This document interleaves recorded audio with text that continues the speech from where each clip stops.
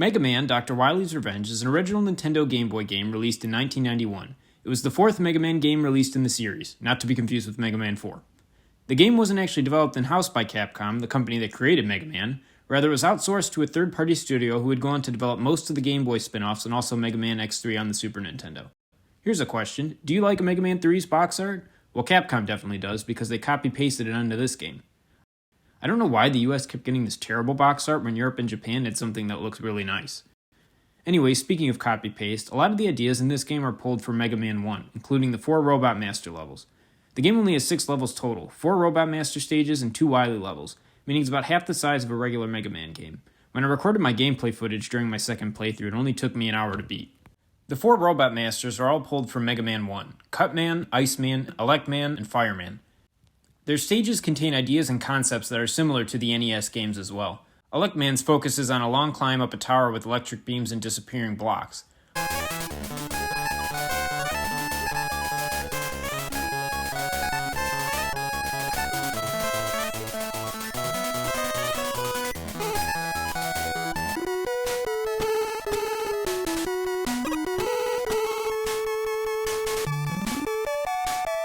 Fireman stages have these fire beams that can be frozen and flames to avoid.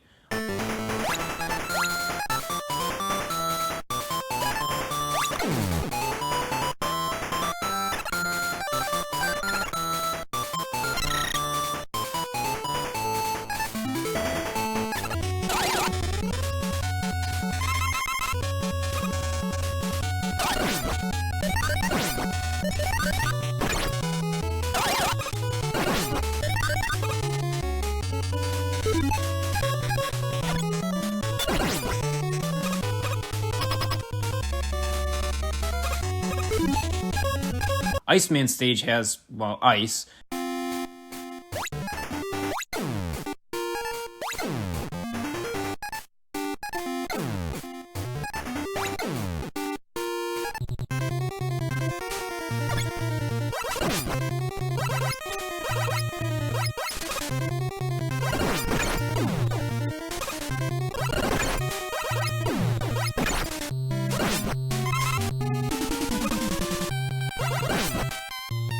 And Cutman stage doesn't really have anything in common with its NES counterpart, to be honest.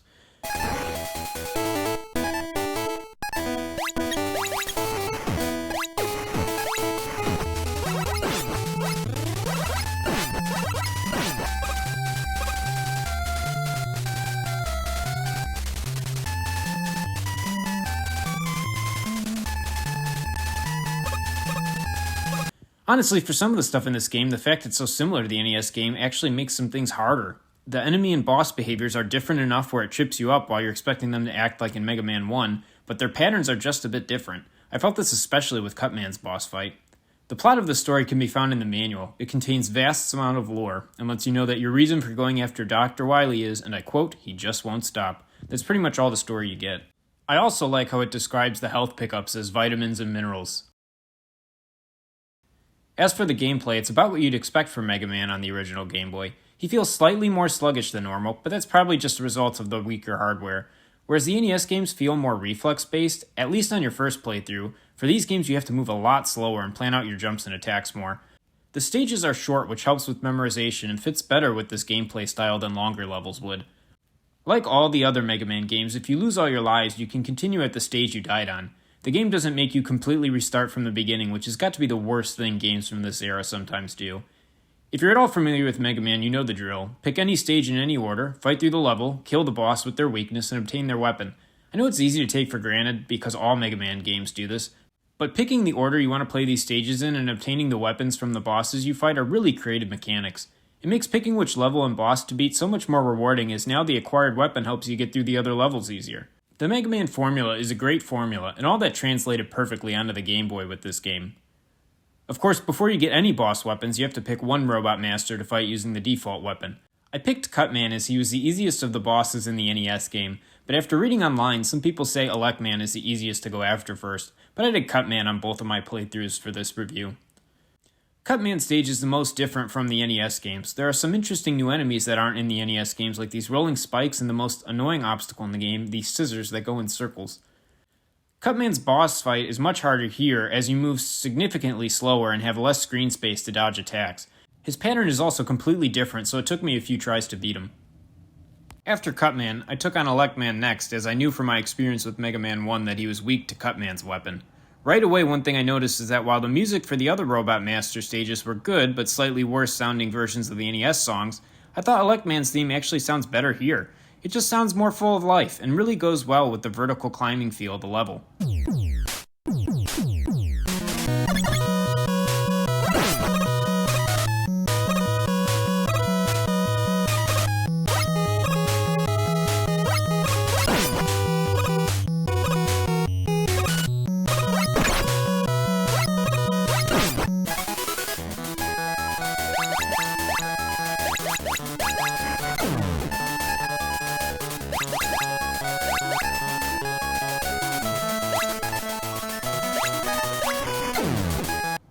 Anyways, for his level, it's very similar to the NES game. A long vertical climb, and it's very fun. Except for this part.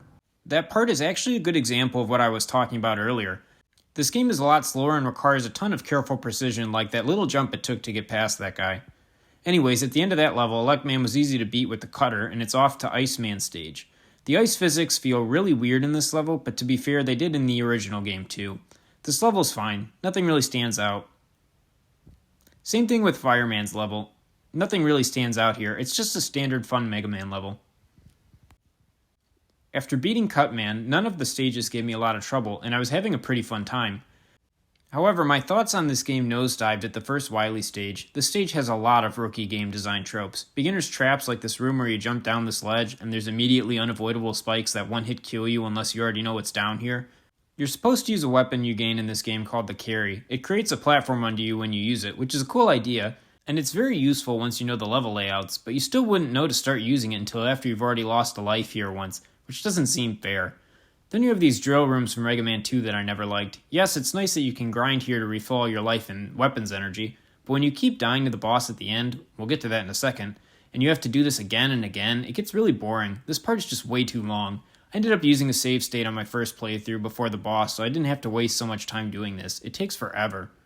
At the end of Wily Stage 1, you face off against 4 bosses from Mega Man 2 for some reason. Quick Man, Flash Man, Bubble Man, and Heat Man, who as we see in the credits is so happy to be in this game. I don't know why they pulled 4 Mega Man 2 bosses instead of using the other 2 bosses from Mega Man 1, but it's no big deal. It just means you really don't get to use their weapons that much as you only have them for this one stage. They're just kind of here. They're also pretty much the same as they were in Mega Man 2, which means Quick Man is still a pain to deal with. The boss at the end of this is also a pain. Mega Man bosses typically have a simple pattern that you can memorize and use to win 100% of the time, but I could not get that to happen against the final boss of this stage, a robot killer named Enker, which Dr. Wily apparently made as the Mega Man killer. He did a good job this time, as this boss is annoyingly difficult. You can only hurt him with the default weapon. He doesn't have a weakness, and depending on how much damage you dish out while he is charging up his attack, the attack becomes harder to dodge. This is a really cool design concept for a Mega Man boss. The problem is that the charge beam he shoots out is easy to avoid no matter how much damage he takes, yet his movement to the other side of the room is extremely hard to avoid. It feels almost random. He can either jump twice, jump straight to the other side, jump once then run, or just run. These are a lot of patterns and you don't have enough reaction time to adjust your position based on which option he uses. I had to keep reloading my save file just to get past this part. The whole level just felt like a drag to play. I wasn't having fun at all. That was until my second playthrough. I actually beat Wily Stage 1 on my first try, including Enker, who had given me such a tough time. I kind of got lucky on my second try as he kept doing the same thing. A cool fact about Enker is he was actually brought back in a DLC level in Mega Man 10 20 years later. For the final Wily Stage, like Wily Stage 1, it's a bit of a mixed bag. I really like how the level design and enemy placement really encourages you to use all your weapons. I wish more Wily Stages emphasized this. Usually after getting all the weapons in the other games, I tend to only use 1 or 2 of them in other stages. In this game though, because it's a bit slower and strategy based, I found a lot more uses for weapons I'd never used in the NES games, like the rolling cutter. The beginner's trap spikes are back, but now we have these disappearing blocks here that are also horribly designed. When you first get to this part, you are going to die a few times. If you don't jump right here before the block spawns, you die, and you won't know to do this until after it's already killed you. There's nothing you can do but try to memorize which disappearing blocks spawn on top of you as you die. Wily himself is pretty easy. Phase 1 you just stand near the machine and blast it with Firebomb. Phase 2 has you use Enker's reflect weapon, and this is a ton of fun actually. I really like this part. You have to have good timing to prevent this hand from grabbing you, but you also have to make sure you're facing the correct way when Wily shoots so you don't get hurt, and you reflect it back at him, damaging him. Once you win, Wily pleads for mercy and the credits roll. I like the credits theme that plays a lot. It's also impressed with me how they got these cutscene-like endings on the Game Boy. Considering the thing couldn't even show different colors yet, this is pretty cool.